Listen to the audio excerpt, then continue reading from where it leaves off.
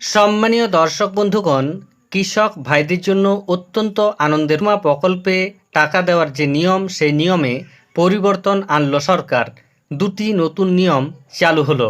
প্রথমত, এবার থেকে কোনো এলাকায় যদি কয়েকজন কৃষক ক্ষতিগ্রস্ত হন, সেক্ষেত্রেও তারা আর্থিক সাহায্য পাবেন। তবে সেক্ষেত্রে কৃষককে ফসল নষ্টের 48 ঘন্টার মধ্যে একটি গুরুত্বপূর্ণ কাজ করতে হবে।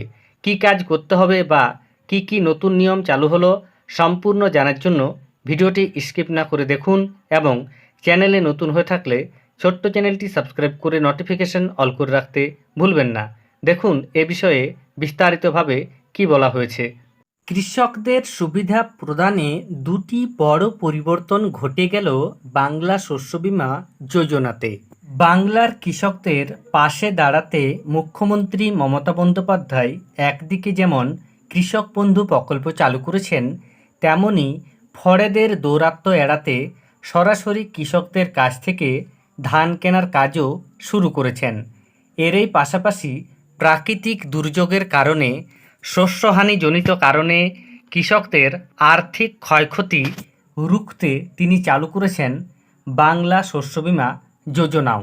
সেই বীমা প্রকল্পের সুবিধা যাতে বাংলার সব কৃষকেরাই পান, তার জন্য এবার এই প্রকল্পের নিয়মে বড়সড় এক পরিবর্তন ঘটালো রাজ্য সরকার।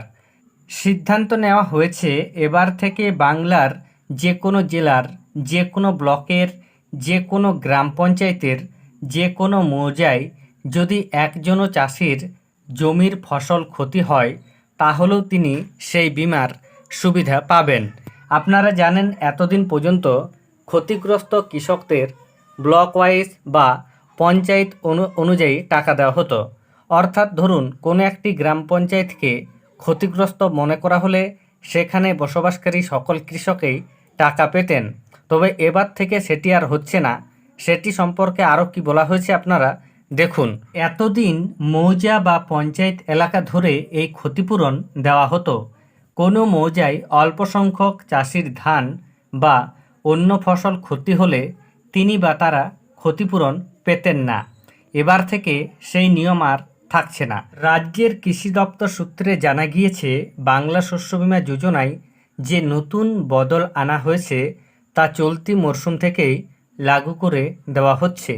এতে চলতি মরশুম থেকেই বীমার আওতায় থাকা কৃষকরা ক্ষতিপূরণ পাবেন। তবে সঙ্গে এই নিয়মেও জুড়ে দেওয়া হয়েছে যে ফসল ক্ষতি হওয়ার 48 ঘন্টার মধ্যে কৃষককে বিষয়টি সংশ্লিষ্ট দপ্তরে জানাতে হবে। তারপর রাজ্যের কৃষি দপ্তরের আধিকারিক ও বীমা সংস্থার লোকজন জমি পরিদর্শন করবেন। তারা ক্ষতিগ্রস্ত এলাকা চিহ্নিত করে ক্ষতিপূরণ দেওয়ার ব্যবস্থা করবেন। ধান চাষের বীমা করার জন্য চাষিদের টাকা দিতে হয় না। ক্যাম্পে প্রয়োজনীয় নথি দিয়ে আবেদনপত্র জমা করলে ক্ষতিপূরণ পাওয়া যায়। রাজ্যে এখন প্রতিটি জেলায় কৃষকদের বাংলা শস্য বীমা যোজনার আওতায় আনতে প্রচার শুরু হয়েছে। আপাতত ব্লকে ব্লকে থাকা কৃষি দপ্তরের অফিসে সেই বীমা প্রকল্পে যোগ দেওয়ার জন্য আবেদনপত্র জমা নেওয়া হচ্ছে। পরে পঞ্চায়েত এলাকাতেও ক্যাম্প করা হবে। রাজ্য সরকার চাইছে রাজ্যের প্রতিটি চাষিকে বীমার আওতায় আনতে। প্রাথমিকভাবে জানা গিয়েছে, বাংলা শস্য বীমা প্রকল্পে যোগদান করার জন্য আগামী 15 সেপ্টেম্বর পর্যন্ত আবেদনপত্র নেওয়া হবে। আপনাদের জানিয়ে রাখি, 15 সেপ্টেম্বর পর্যন্ত ভুট্টা ফসলের জন্য আবেদন করতে পারবেন এবং ধানের জন্য আপনারা 30 সেপ্টেম্বর পর্যন্ত আবেদন করতে পারবেন। তবে পরে সময়সীমা বাড়ানো হতে পারে। বৃষ্টি বা অন্য প্রাকৃতিক কারণে ফসল ক্ষতি হলে চাষিরা ক্ষতিপূরণ পাবেন। শুধু তাই নয়, রাজ্য সরকার সিদ্ধান্ত নিয়েছে এবার থেকে আলুর বীমার জন্য 1 পয়সাও কৃষকদের খরচা করতে হবে না। আগে আলুর বীমা করতে অল্প কিছু টাকা চাষিদের দিতে হতো। সামনের মরশুম থেকে সেই টাকা দেওয়ার দরকার হবে না। শুধু আবেদন করলেই চাষিরা বীমার আওতায় চলে আসবেন। আলু চাষে ক্ষতি হওয়ায় এবার চাষিরা প্রায় 185 কোটি টাকা ক্ষতিপূরণ পেয়েছেন। সেই টাকা পাওয়ায় চাষিদের বীমার প্রতি আগ্রহ বাড়ছে। আগে চাষিরা অভিযোগ করতেন ফসল ক্ষতি হওয়ার পরেও বীমার টাকা পাওয়া যায় না। আসলে কোনো মৌজায় অল্প পরিমাণ জমি ক্ষতি হলে বিমার টাকা পাওয়া যেত না। সেই সূত্রেই এবার রাজ্যের কৃষি দপ্তর সেই নিয়মও বদলে দিল।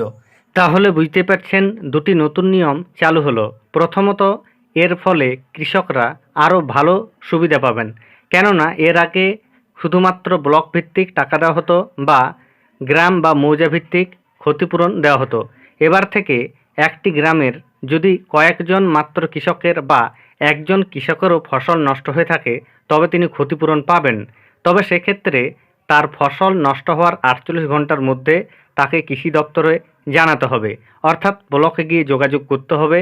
এরপর ব্লক থেকে বিভিন্ন অফিসার সেই জায়গা পরিদর্শন করতে আসবেন এবং তারপর সেই ব্যক্তিকে ক্ষতিপূরণ দেওয়া হবে। ধন্যবাদ।